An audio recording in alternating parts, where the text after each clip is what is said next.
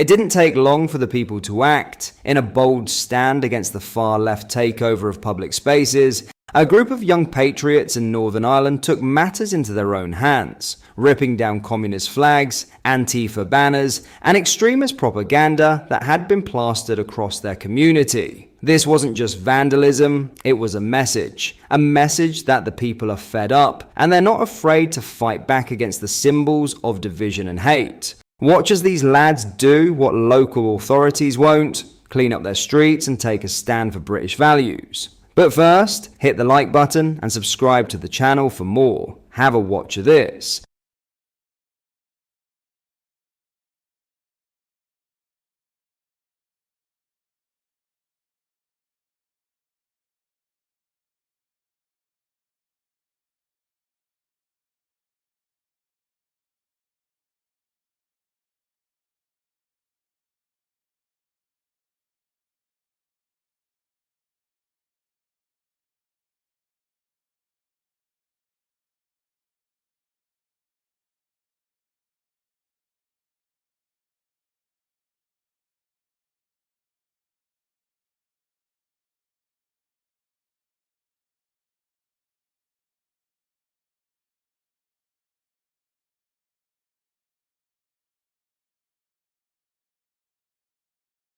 This follows on from a similar incident that occurred in England, where patriots took down Palestine flags and replaced them with Union Jacks. Have a watch of this.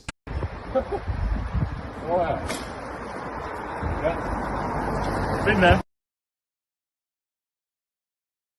Here you go, boys. This out's fucking done.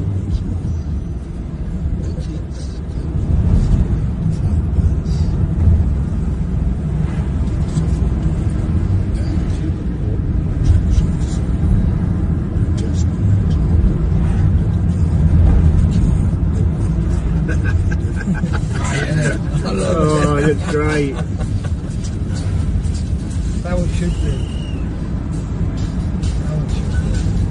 Every lamppost flying high.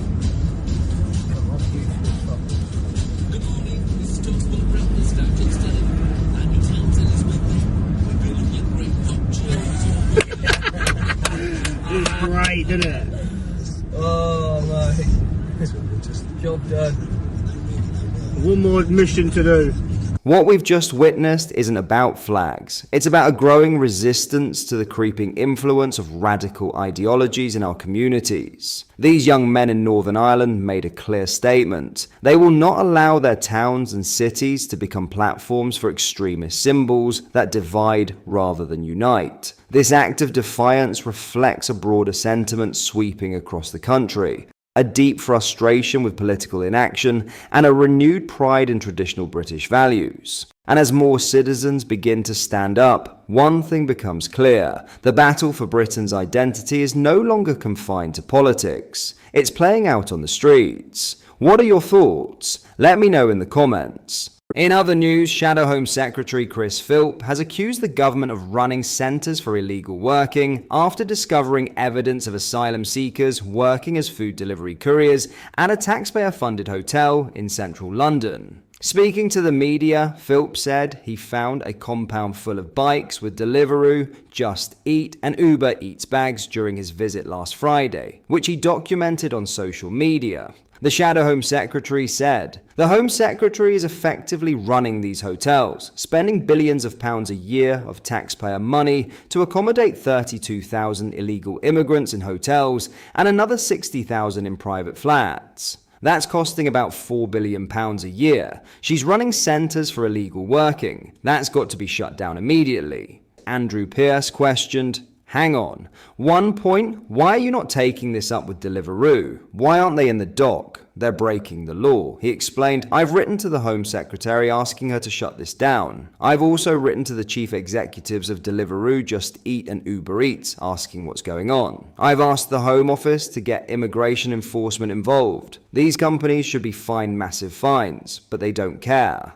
And this is the problem with these giant technocratic international corporations. If we're going to wave them through, this is what we're dealing with." He added, "Labour could shut this down immediately, they're running the hotel. When I visited, the security guard was more interested in throwing me out for filming than shutting down the illegal working going on with the bikes. They could shut it down straight away. His visit followed reports in the Sun newspaper that Channel migrants were earning up to £1,000 a week by renting delivery accounts through social media groups. The newspaper's investigation found dozens of online forums where legal riders were subletting their Deliveroo and Just Eat accounts for as little as £40 a week. The government acknowledged the reports, with a Downing Street spokesman saying it was right that spotlight is being shone on this racket and that they would not stand for it. Border Security Minister Dame Angela Eagle will meet with food delivery companies next week to address the issue. It undermines honest businesses and undercuts local wages, and the British public rightly won't stand for it, and neither will this government, the spokesman said. All three delivery companies insisted they have strict verification processes. Deliveroo said it had zero tolerance for any misuse of our platform, whilst Just Eat said they had introduced facial recognition tests. Uber stated all couriers must undergo checks to ensure they have a legal right to work in the UK, and that they were removing fraudulent accounts. The revelation has sparked fresh debate over both border enforcement and corporate accountability, as questions mount over how widespread this alleged abuse has become, and who should ultimately be held responsible.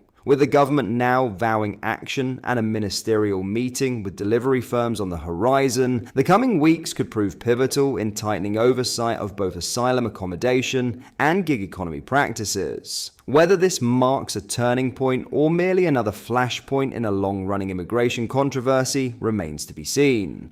What do you make of this? Not only are large numbers of men entering the country illegally, but they're also being housed in taxpayer-funded hotels, a situation already causing frustration among ordinary law-abiding citizens who are struggling with the cost of living. These accommodations, often in central locations, are being paid for by people who work hard, follow the rules, and yet are being told there's no help available when they need it most. Now, to make matters even more outrageous, some of these individuals are reportedly working illegally, aided by major international delivery companies, raking in earnings that, in many cases, exceed what the average British worker brings home legally and honestly. These loopholes need to be closed, otherwise the British public will continue to be stolen from. But instead, the system is being bent, or outright broken, to accommodate those who have already broken the law by entering the UK unlawfully. It's absolutely insane that we now find ourselves in a position where the people who play by the rules, who live here legally, pay their taxes, and try to make ends meet,